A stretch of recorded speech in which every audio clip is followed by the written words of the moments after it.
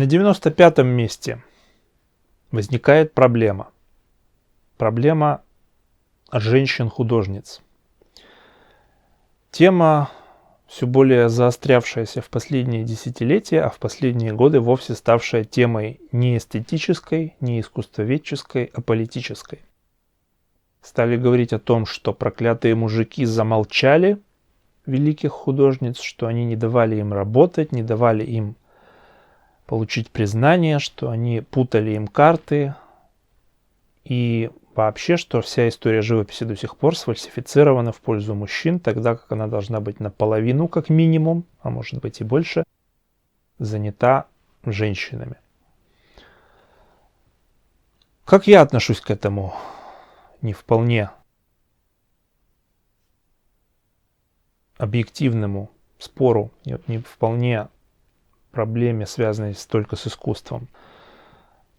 Я ничего не имею против женщин-художниц, но я не верю и не принимаю те доводы и аргументы, которые обычно используются в обсуждении этой темы в последнее время.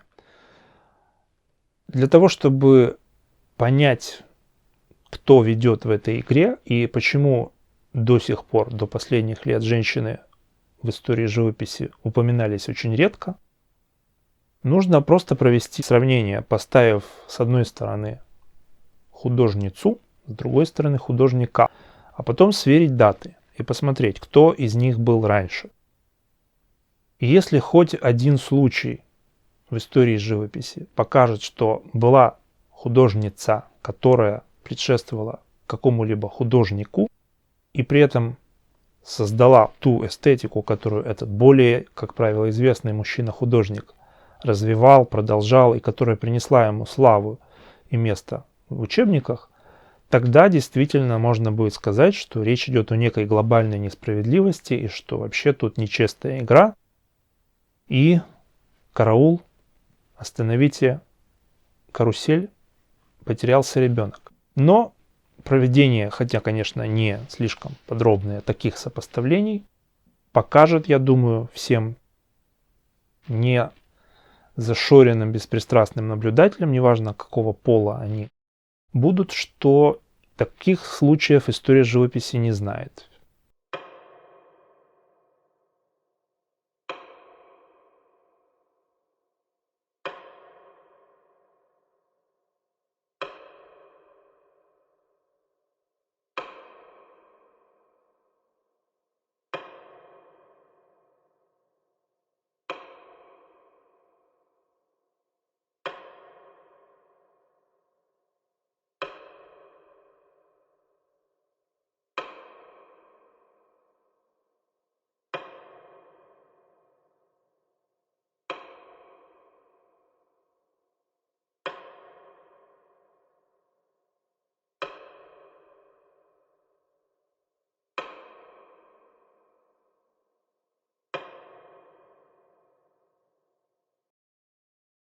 Во всех случаях всегда был художник, создававший ту или иную эстетику, открывавший те или иные приемы, дававший те или иные новые смелые сюжеты, а затем появлялась художница, которая, да, талантлива, интересна по-своему, возможно, ничуть не хуже, но только повторяла его открытие.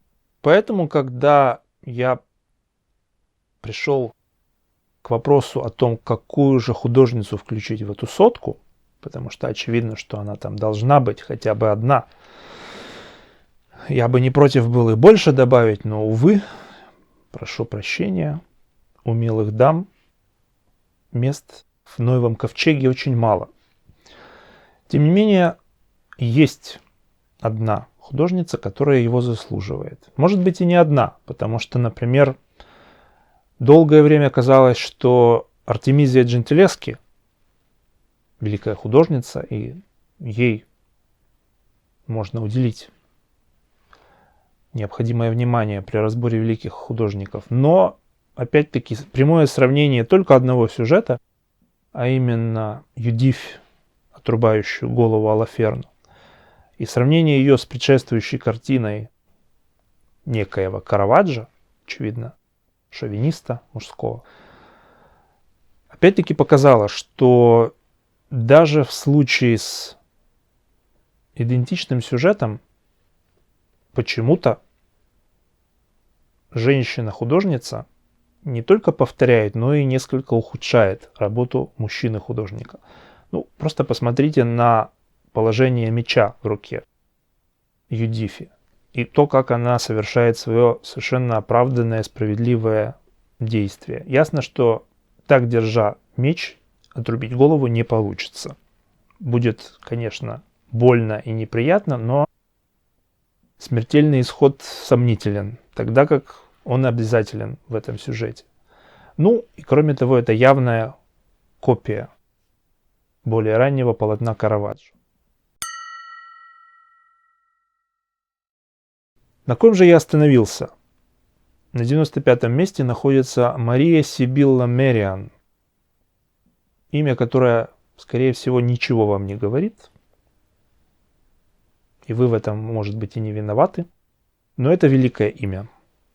И это действительно, на мой взгляд, величайшая художница всех времен и народов. Помимо того, что она была очень образованной женщиной для своего времени, а она скончалась в 1717 году, она была не только художницей, но и ученой, благодаря которой во многом сформировалась современная зрелая энтомология. Но самая поразительная часть ее биографии заключается в ее знаменитом путешествии в Суринам, где она работала над наблюдением животных и особенно насекомых. Нужно просто себе представить, каких усилий, затрат и смелости требовала поездка на другой конец света в начале XVIII века. Даже сейчас это не так-то просто и дешево. Тогда же это было почти на грани самоубийства. И тем не менее она это сделала, прожила несколько лет в Южной Америке, собрала там богатейшие коллекции растений и животных, а по приезде домой создала третью или четвертую по счету крупную свою работу, которая стала ее шедевром, а именно метаморфоз суринамских насекомых. И вот как раз иллюстрации к этой книге являются, пожалуй, высшим достижением женщин в истории живописи, потому что, с одной стороны, это абсолютно объективные документы природы, созданные с огромной любовью и наблюдательностью. С другой стороны, это художественные произведения. Это не просто научные иллюстрации, призванные описать некий процесс, происходящий в природе. Мария открыла в невидимом малом мире большие трагедии. Мы видим, как разные насекомые поедают растения и друг друга, как за ними охотятся более крупные животные, змеи, крокодилы, ящерицы, птицы. Мы впервые видим сокровенный процесс метаморфоза, который в то время считался мистическим, почти религиозным процессом. Ведь превращение гусеницы в куколку, а затем бабочку был прямым аналогом превращения тела после смерти и воскрешения чистого духа. Но и с чисто художественной точки зрения эти иллюстрации оказались непревзойденными.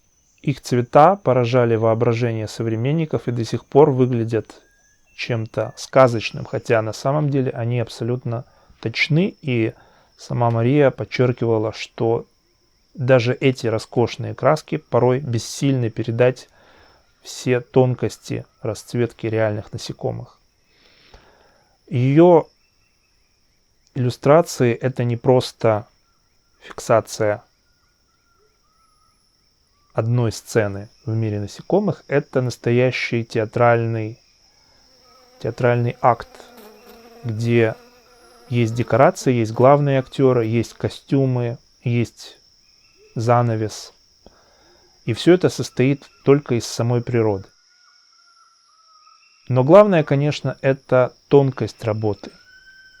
В конце концов, предшествующие и последующие иллюстраторы научных книг делали почти то же самое. Они показывали все изгибы живой плоти, все оттенки ее цвета, все особенности ее движения, но только у Мэриан это изображение получило статус искусства. При этом не надо забывать, что жила она в эпоху, когда и наука, и искусство не были отделены между собой непреодолимой пропастью. Одно переходило в другое. Сама она пользовалась в то время еще не устоявшейся терминологией, и многие ее названия, определения архаичны. Например, куколки насекомых она называла финиковыми косточками, а самих бабочек – летними птичками. Но именно в этом взаимопереходе искусства и науки заключалось особое обаяние. Мы с тех пор привыкли к тому, что научная иллюстрация должна быть сухой, безжизненной, точной. В ней не должно быть ничего от создавшего ее графика или художника. Мария вкладывала в свои вроде бы объективные изображения всю свою женскую душу, все эмоции, которые сопровождали ее довольно нелегкую жизнь со множеством проблем, смертей, болезней, неудач. И потому неизвестно, смотрим ли мы только на червяков, гусениц, бабочек, змей и птиц, или мы видим за ними людей, которых она встречала в своей жизни и которых она в маске насекомых изобразила в этих книгах. Именно поэтому, благодаря сочетанию душевности и специальности, используя нашу терминологию, нашу классификацию, я и решил, что именно Мария Сибилла Мирян должна занять место главной художницы всех времен и народов. Однако исчерпать эту интереснейшую фигуру я не смогу, даже если бы я говорил очень долго, и поэтому рекомендую всем, кто хочет узнать о ней больше, вот эту книгу, кстати, написанную тоже женщиной, где описана чрезвычайно интересная атмосфера, в которой работала эта женщина, объяснены особенности ее работы с красками и с гравюрами, подробно описаны многочисленные анекдоты из ее пребывания в Суринаме, и вообще эта книга дает полное представление о том, как развивалось и искусство, и наука в конце 17-го, начале 18 века, эпохи, когда разрыва чрезмерной специализации еще не произошло, а потому эпохи, которую мы сегодня можем рассматривать как золотой век европейского нового времени.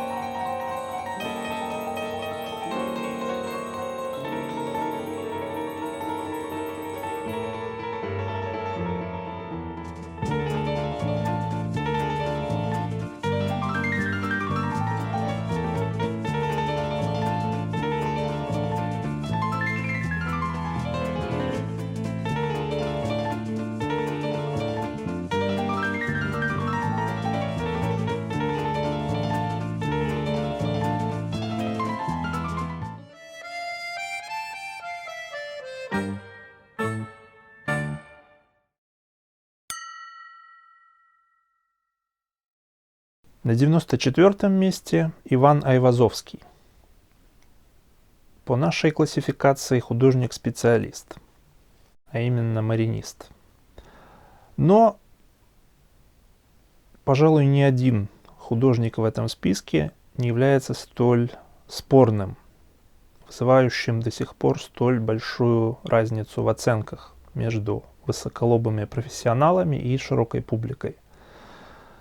Об Айвазовском можно сказать, что он глубоко народный художник, то есть его любят все, его любят независимо от вкусов и образований, но долгое время, и особенно в конце 19-го, начале 20 века, значительная часть образованной публики старалась забыть о его существовании и всячески порицала и высмеивала тех, кто продолжал восхищаться его картинами.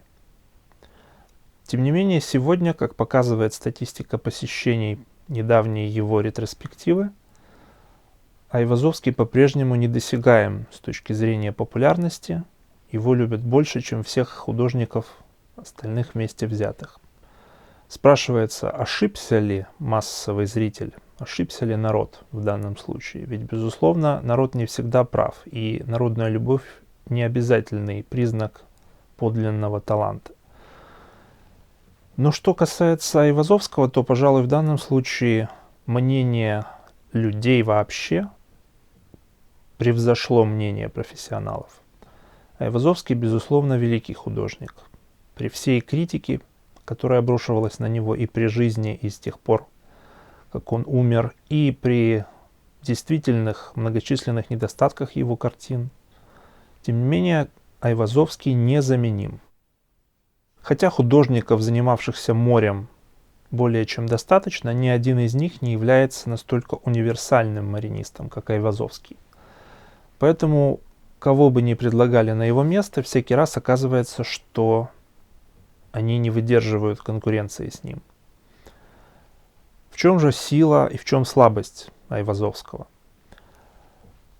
Его раннее творчество, примерно 30-е, 40-е, может быть даже 50-е годы XIX века, это совсем не то, что хрестоматийный Айвазовский, Айвазовский, которого знают все. В ранние годы это был практически революционный художник. Он не боялся искать новых путей, и хотя вышел он из академической школы, он в ранних своих работах был практически протоимпрессионистом во многих местах, а главное, его трудно отнести к какому-либо конкретному направлению даже внутри академической традиции. Он никому как бы не подражает. Хотя понятно, что он видел и голландцев, и итальянцев, и некоторых французов. Нельзя сказать, что он кого-то копировал, даже в самом начале. Если взять самую лучшую картину, например, 30-х годов, а именно «Большой рейд» в Кронштадте, то мы видим полотно, которое никак не припишешь начинающему художнику. Это мастерское произведение, это маленький шедевр. Все здесь поражает. И прекрасно выбранная композиция, сдвинутая немного влево, и упругое, уверенное письмо. Это касается как самого моря, так и корабля в особенности. Это касается и людей, моряков на берегу, и даже бочек, валяющихся на причале.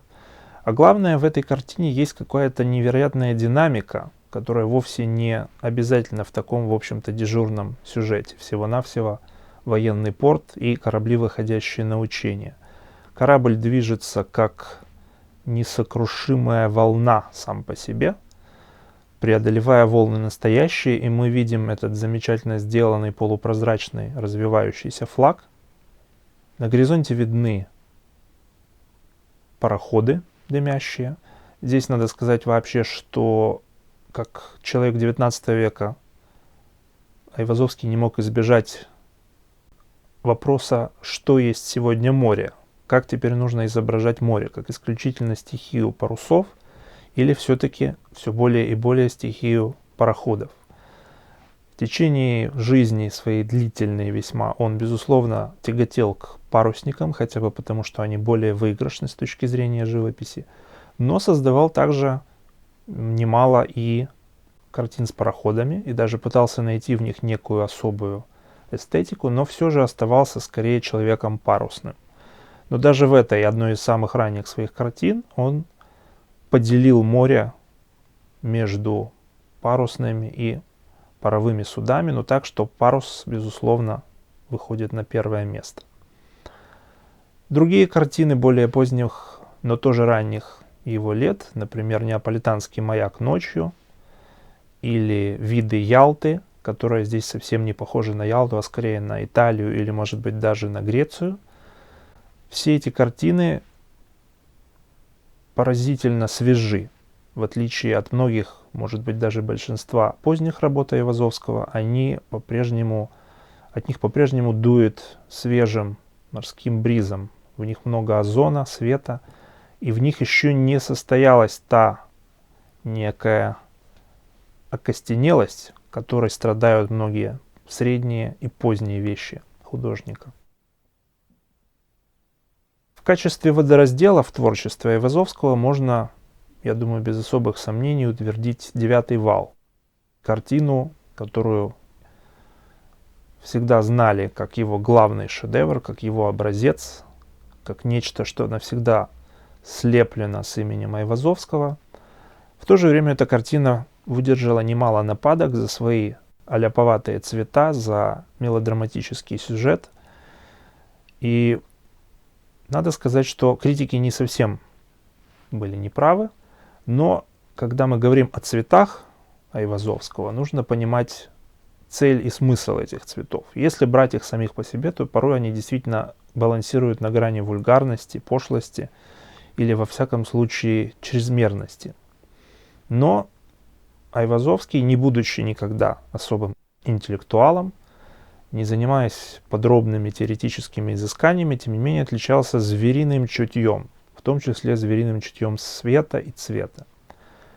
На все нападки он мог бы ответить и был бы прав, что море настолько разнообразно, что какую бы странную, дикую, безумную комбинацию оттенков он бы не выбрал, всегда можно найти такой момент днем, вечером, ночью, утром, в пасмурную погоду или в ясный день, что один из этих странных, безумных оттенков окажется правдивым.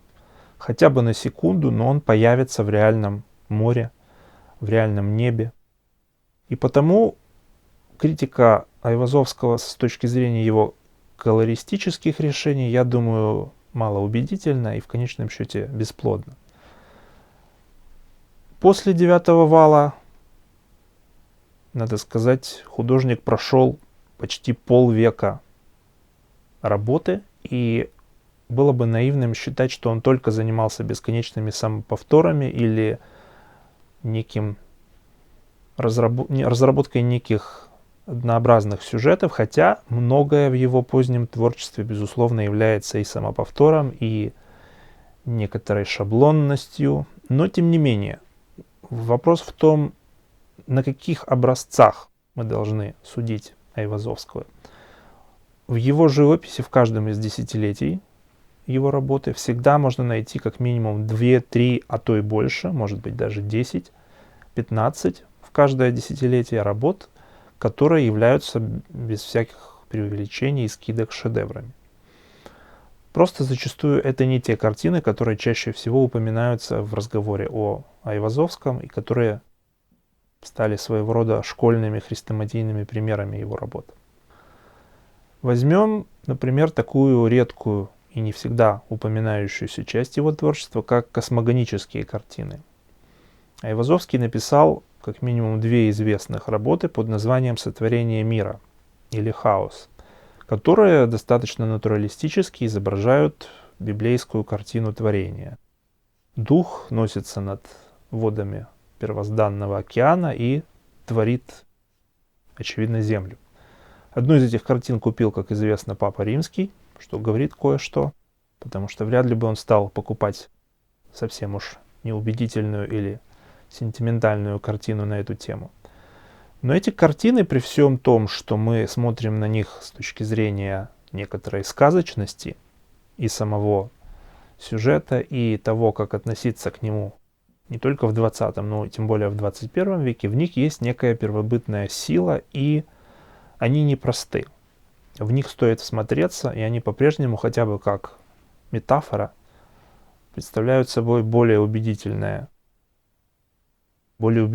картину того, как началась Вселенная или наша Земля, чем более точные, но и менее явные, менее наглядные научные представления. К религиозной теме Айвазовский обращался впоследствии множество раз. Иногда это было удачно, иногда нет. Среди удачных религиозных картин можно отметить «Всемирный потоп». Это работа уже 60-х годов XIX века. И написана она достаточно традиционно, даже академично. В ней нет никаких новых художественных открытий.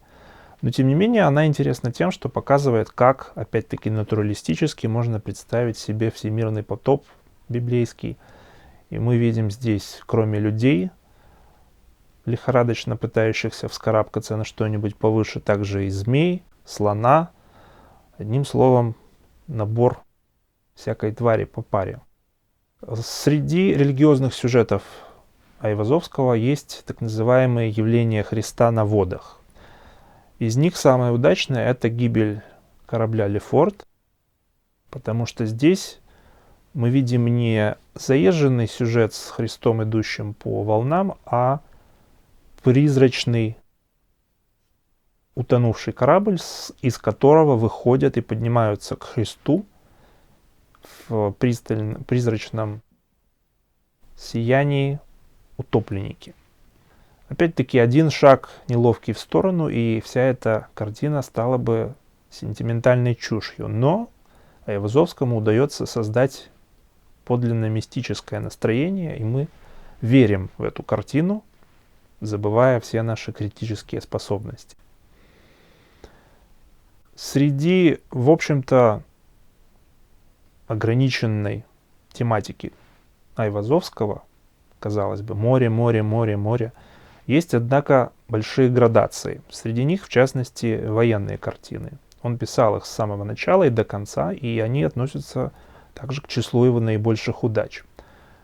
Он писал еще в начале «Чесменский бой», а, пожалуй, лучшая его военная картина – это картина 50-х годов «Синопский бой». Причем «Синопский бой» разделен на две части – дневную и ночную. Так вот, именно ночная часть с горящими уже подорванными парусниками, турецкими, кстати, производит особенно сильное впечатление. Эта картина вполне современна, она не кажется нам архаичной, даже несмотря на то, что дело явно происходит давно, поскольку это парусники. Здесь особенно прекрасны отблески огня на голых мачтах кораблей, стоящих в стороне, и переход от горящих щепок, которые взлетают вверх, в окровавленных красных птиц. Очень непростая деталь и очень интересное решение.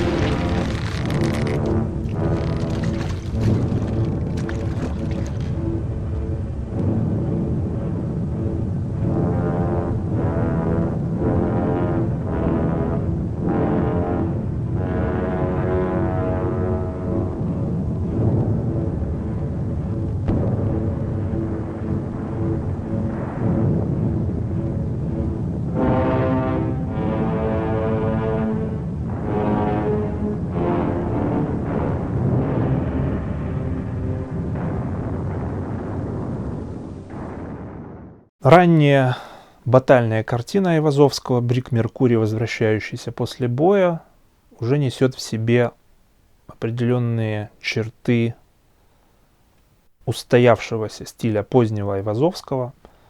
Вот эта классическая лунная или солнечная дорожка на волнах и мелкая дробная рисовка на горизонте. В данном случае это корабли. У Айвазовского также, как ни странно, достаточно обширные сухопутные виды и вообще сухопутные картины. Наилучшая часть из них связана с Кавказом. Горы он изобразил не менее вдохновенно, чем море.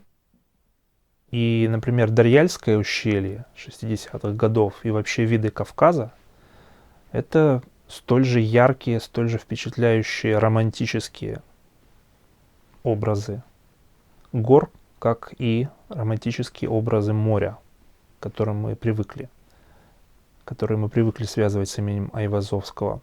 Кроме того, есть вот этот вид Москвы с Воробьевых гор, который кажется мало притязательным, но сделан очень тонко, и это одна из лучших, так сказать, русских ведут, где Москва, которая в то время еще была, наверное, обозрима одним взглядом, предстает почти неотличимой от какого-то фантастического восточного города, который Айвазовский очень любил рисовать, особенно Константинополь.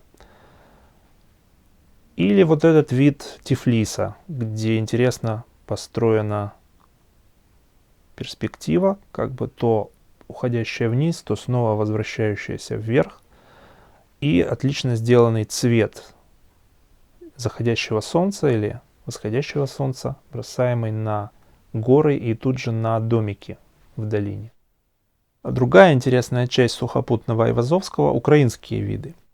Айвазовский немало времени провел на Украине и рисовал в основном возвращающихся или идущих на жатву крестьян.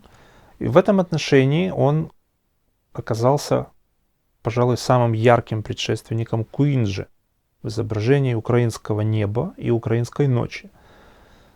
Вот эти зелено-красные ядовитые закаты — это, пожалуй, серьезный шаг к более адекватному отображению южного неба, южного поля, южной атмосферы. Кроме того, у Айвазовского есть немало зимних картин, зимних сухопутных картин, которые, опять-таки, совсем не соответствуют общепринятым представлениям о его живописи. Вот, например, извозчик, переезжающий Неву по льду с необычно изображенным шпилем Петропавловской крепости в заходящем солнце. С другой стороны, вот зимний пейзаж с обледенелыми деревьями, тоже совсем не шаблонно задуманная картина и совсем не похожая на обычные морские виды. В общем, Айвазовский не так однообразен, как принято думать. Он мог писать не только море, не только поле, не только горы, но и восточные виды, за что его порой приписывают к ориенталистам, что несколько неверно, потому что для него ориентализм не был неким сознательным направлением в творчестве, а просто Восток понимался им как очередной повод для решения тех или иных конкретных колористических или композиционных вопросов. Самая лучшая его восточная картина — это Большая пирамида в Гизе 70-х годов. Основной ее интерес в том, что в отличие от шаблонных решений этого вида, этой пирамиды, которую обычно всегда рисовали освещенную солнцем, со всякими верблюдами возле нее, Айвазовский же берет ее против заходящего солнца, так что тем более хорошо вырисовывается ее колоссальные размеры, и этот почти абстрактный треугольник полностью затмевает собой все остальное, и люди кажутся не более чем муравьями, карабкающимися по ней. Очень остроумная картина. Хотя Айвазовский всю жизнь рисовал море, но до океана он добрался только в самом конце жизни, когда посетил США, где он нарисовал, в частности, несколько видов Ниагарского водопада. И на обратном пути, очевидно, был застигнут неким штормом, потому что самая его известная океаническая картина так и называется «Шторм в океане». И здесь мы видим, как он отразил более широкую водную поверхность. Вообще, в чем сила Айвазовского как мариниста? Во-первых, он неутомимо исследовал сущность волны. Волна есть главный элемент всякой хорошей марины. Но большинство морских художников до Айвазовского решали этот вопрос несколько банально. Они просто рисовали вспученную воду и забывали о том, что море прозрачно или полупрозрачно, что в нем всегда происходит игра солнечного света, может быть фосфоресценция, может быть в него погружены разные предметы, которые тоже отдают часть своей окраски общей картине. И только Айвазовский впервые, и в общем-то и будучи, как выясняется, последним, кто этим озаботился, начал изучать и все более и более успешно переносить на холст все эти сложные оттенки. Поэтому уже в ранних его работах можно видеть, в частности, замечательный эффект, когда лодка, идущая по тихому, спокойному морю, оказывается зеленой под водой. Ясно, что это было найдено только наблюдением. Это нельзя выучить в академии. Волны его имеют все возможные градации. От прозрачных гребешков с пеной, играющих на солнце всеми оттенками, до маслянистой, тяжелой, темной глубины. Кроме того, он никогда не грешил против правды в изображении погоды, будь то штиль или разъяренная буря. Очевидно, его неоднократно донимали вопросами, почему его картины всегда так подчеркнуто живописны, может быть, слишком живописны, несколько нарушают то, что мы можем увидеть в реальном море, и поэтому несколько раз в разные годы он писал, что называется, суровые морские виды, без всяких украшений, даже без людей или кораблей, которые являются почти натуралистически верным изображением бурной стихии. Но даже когда, как это больше всего ему нравилось, он рисовал бесконечные закаты с кораблями, то все эти разнообразные фиолетовые, зеленые, синие, голубые и множество градаций этих цветов никогда не оказывались неестественными.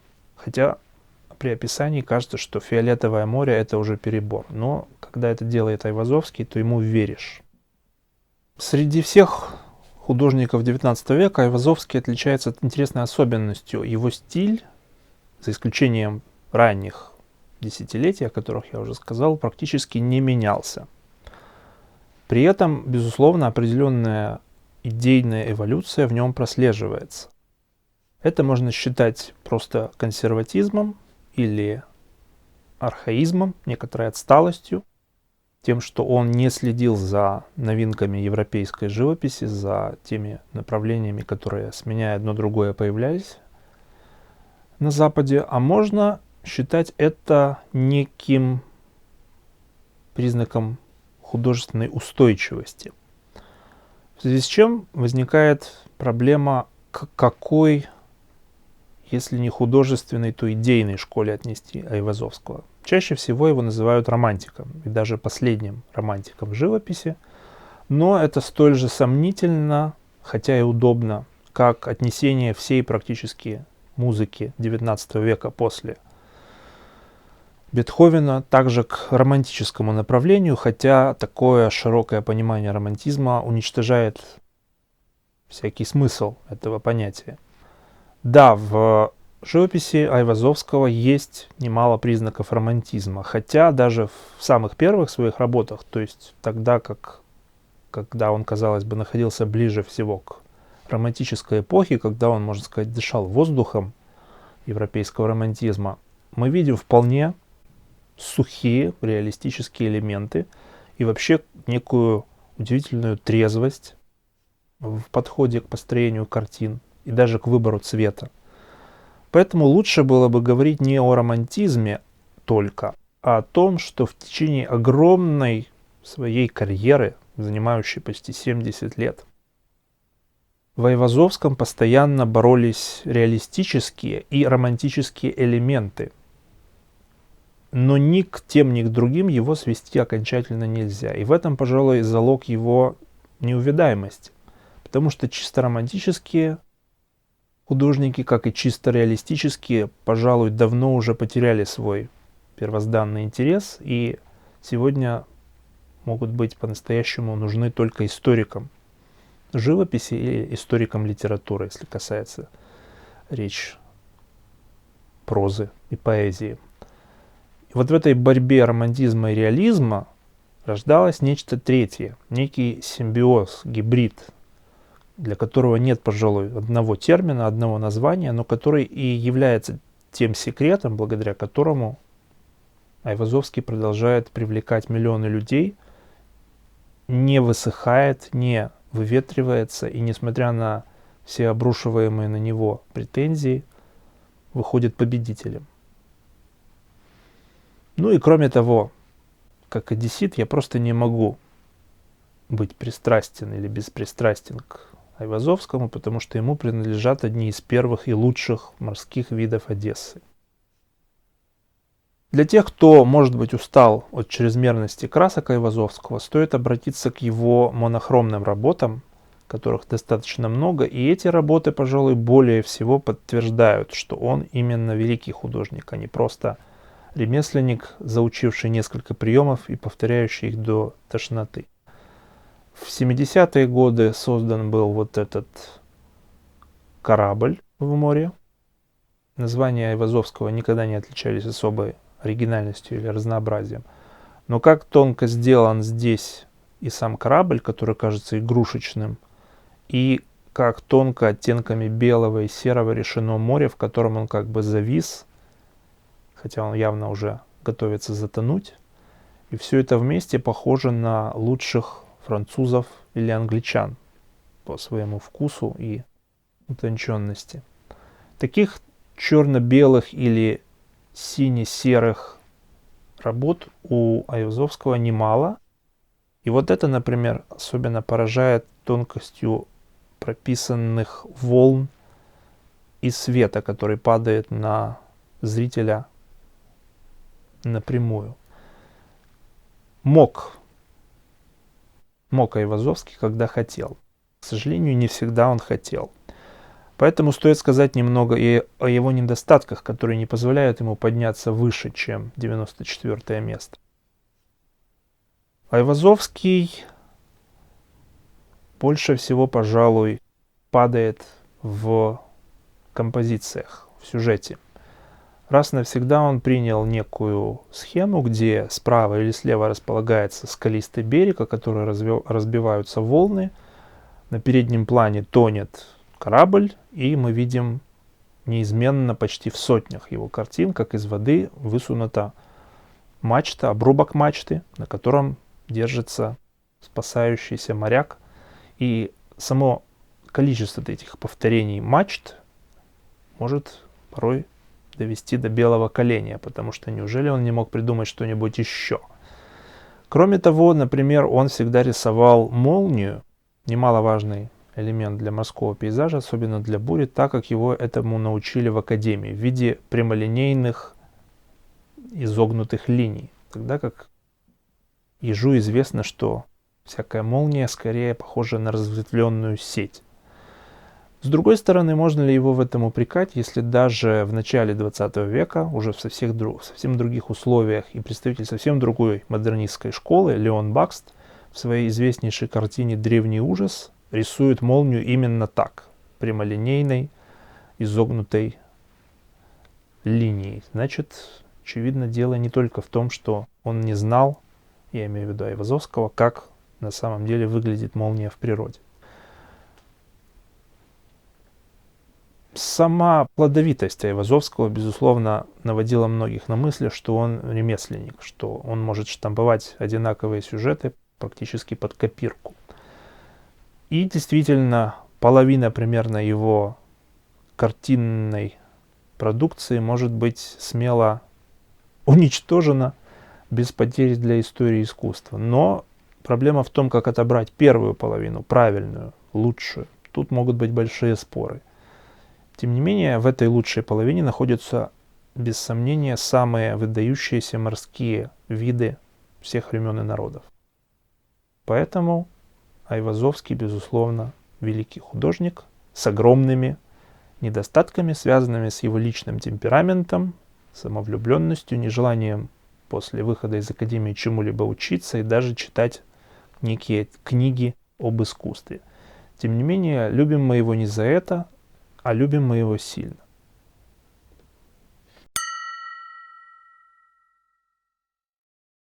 93-е место занимает Джузеппе Арчимбольдо, один из многих художников далекого прошлого, переоткрытый в 20 веке и объявленный предшественником, обычно предшественником сюрреализма.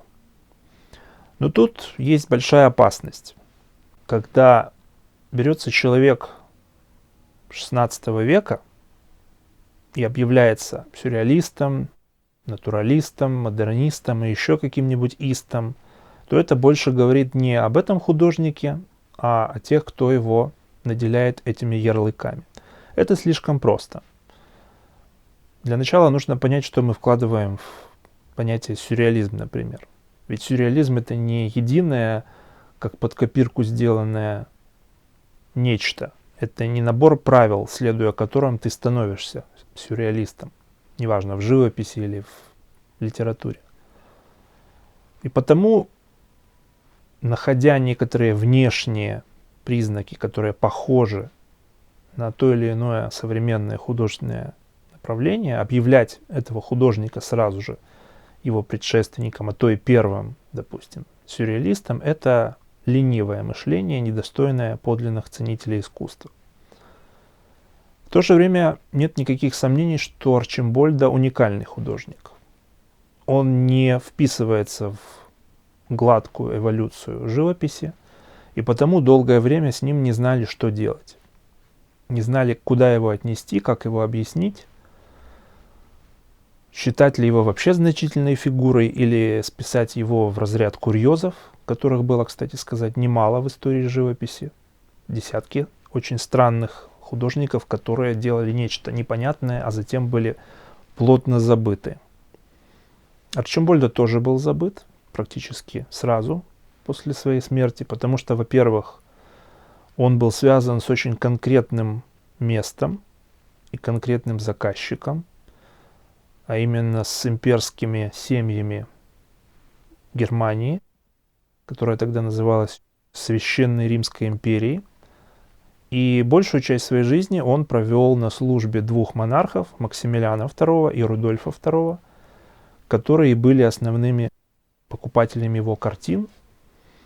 И потому, когда скончались сначала эти монархи, а затем и сам Арчимбольдо, оказалось, что его живопись изолирована от основной части и художников, и зрителей Европы, а потому для того, чтобы ее увидеть и оценить, нужно было как минимум попасть в Прагу, где хранилось большинство этих картин. Далеко не все собирались ради этого туда ехать, потому что уж Прага никогда не считалась центром художественной культуры Европы, хотя, может быть, и напрасно. Ну что же, в конце концов, представляет собой Арчимбольдо? Чаще всего его заносят в число маньеристов, то есть художников, занимающих неуютное переходное положение от зрелого ренессанса к барокко. Но термин маньеризм — это, пожалуй, еще более скользкий термин, чем термин сюрреализм, потому что если верить присяжным искусствоведам, то туда входят настолько разные, практически несовместимые имена, что возникает сомнение, а оправдан ли этот термин вообще и есть ли у него какой-то смысл. Если считать, что смысл маньеризма в том, что это живопись манерная, в буквальном смысле слова, то есть вымученная, чрезмерно подчеркивающая определенные мелкие детали или, наоборот, старающаяся исказить подлинные пропорции и подлинные формы. Или, наконец, что маньеризм — это живопись, где главную роль играет манера конкретного художника. В общем, как ни посмотри на этот термин, он очень уязвим.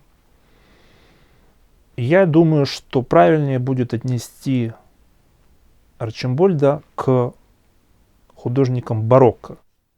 Не то чтобы этот термин «живопись барокко» был особенно лучше или понятнее, чем маньеризм, но, по крайней мере, в нем есть обширность, которая позволяет включать в него всех тех художников, которых обычно записывают в маньеристы. Барокко — это, во всяком случае, открытая, сознательная работа с причудливым, с таинственным, с порой даже невозможным. И ни один художник так не знал, что делать с невозможным, как Арчимбольд.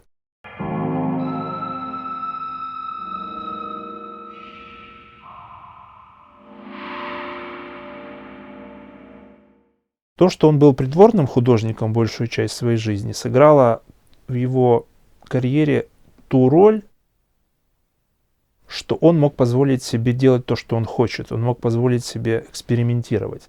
Далеко не все художники, даже самые великие, могли позволить себе делать, что они хотят. Чаще всего они находились под довольно жестким прессом заказчика. Даже если этим заказчиком выступала церковь, то есть, в принципе, заказчик, которого легко удовлетворить, потому что ты знаешь, какие темы от тебя ждут и как они примерно должны быть решены. Всегда есть огромный набор образцов, следуя которым ты все сделаешь правильно. Но в то же время это и ограничивает, потому что ты не можешь хулиганить, ты не можешь делать то, чего не делали до тебя. И в конечном счете ты должен быть хорошим мальчиком. Потому что все-таки это же религиозные вещи, тут нельзя шутить. Это очень все важно, серьезно.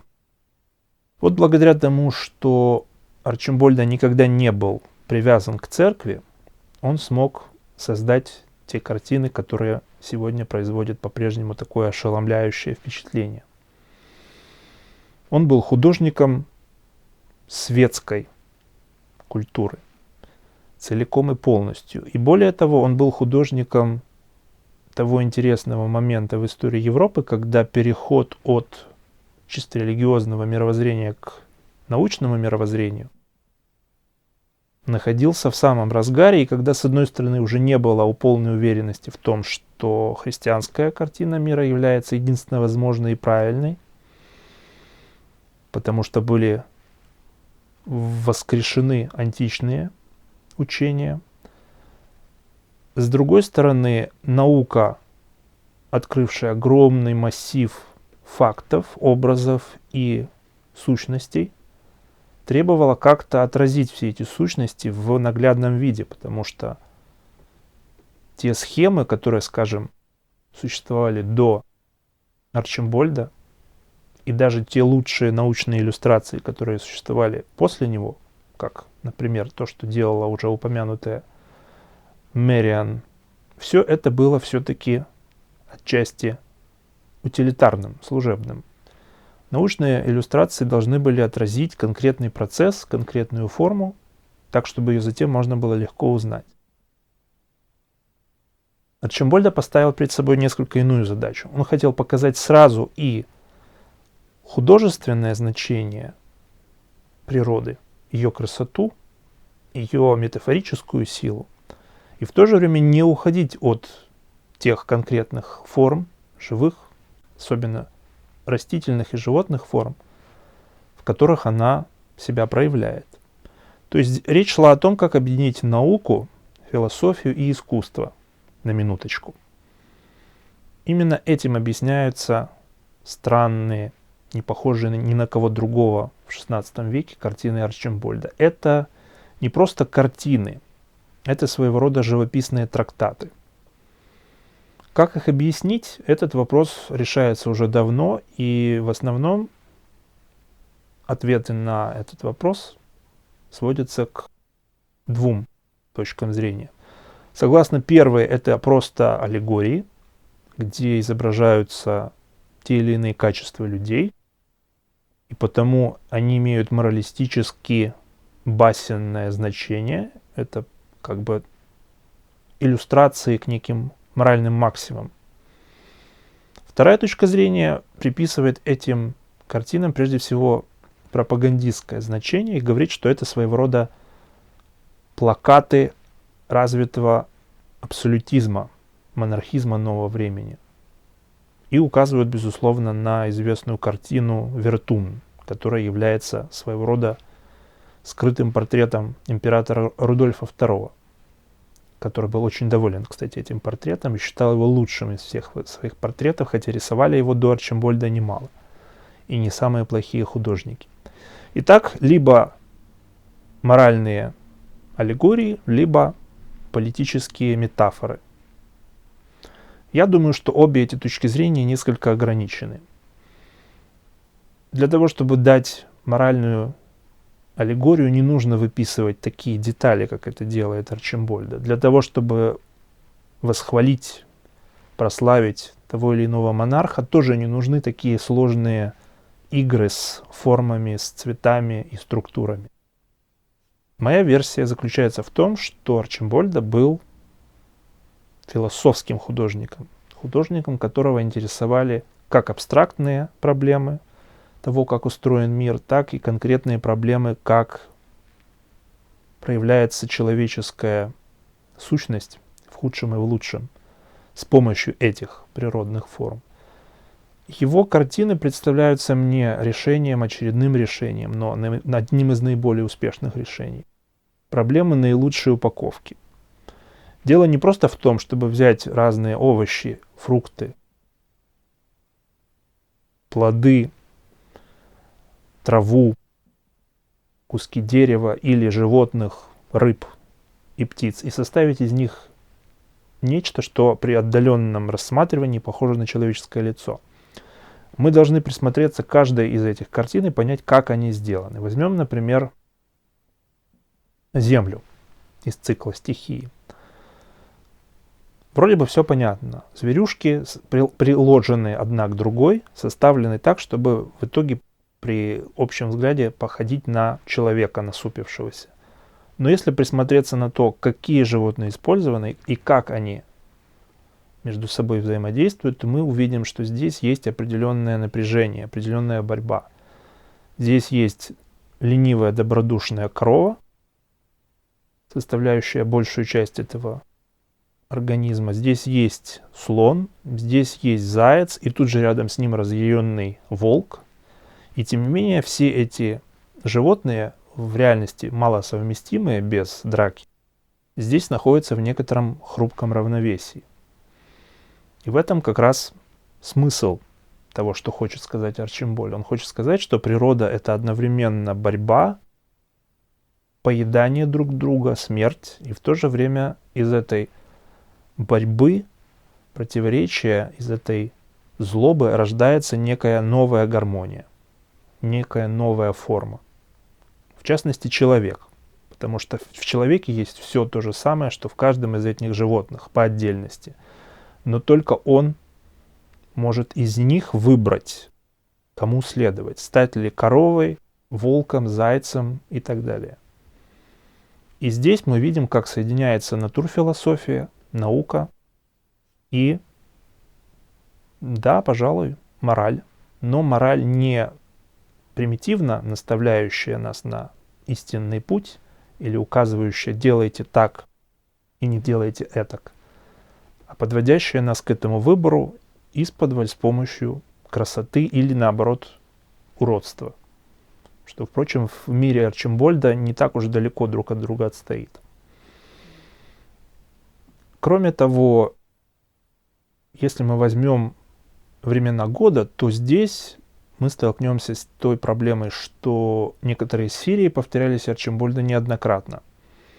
Известны две, как минимум, серии времен года, известны некоторые дополнительные картины к стихиям, и, наконец, даже такая известная картина, как «Юрист», где с помощью птиц домашних, и потом уже готовых, поджаренных, изображен явно неприятный и автору картины, и тем, кто на нее будет смотреть, персонаж.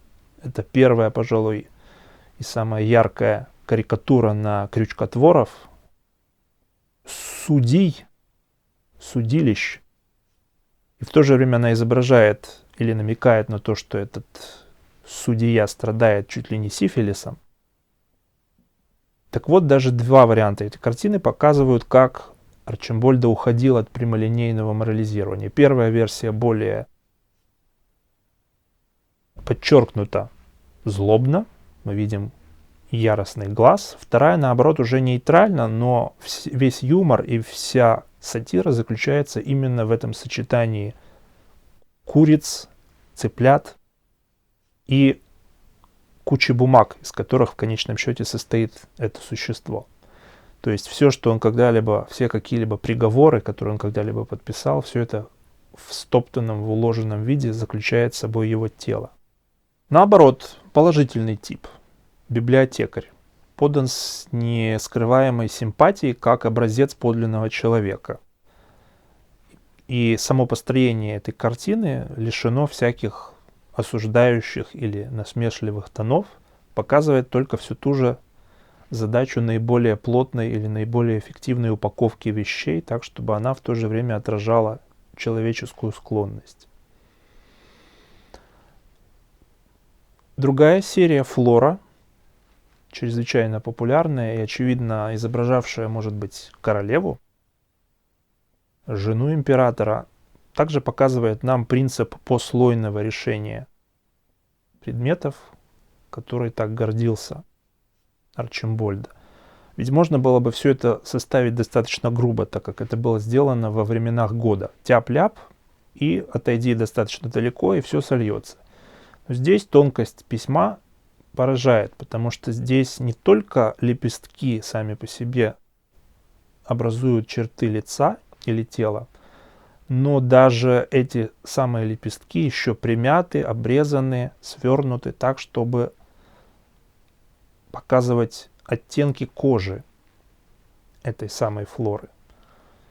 Сколько труда было положено на каждую из этих картин, можно только представить себе. Здесь мы снова сталкиваемся в очередной раз, не первый и не последний, с той самой сделанностью, когда художник, в принципе, мог бы обойтись наименьшими усилиями, пойти по пути наименьшего сопротивления, но вместо этого, как бы желая остаться в веках благодаря своей виртуозности, доводит до предела решения конкретных мелких задач с тем, чтобы картина в целом поражала нас своей естественностью и своим реализмом в высоком смысле этого слова. То же самое можно сказать по поводу воды, где совершенно несовместимые морские животные образуют некую неустойчивую, спорную, находящуюся все время на грани развала гармонию.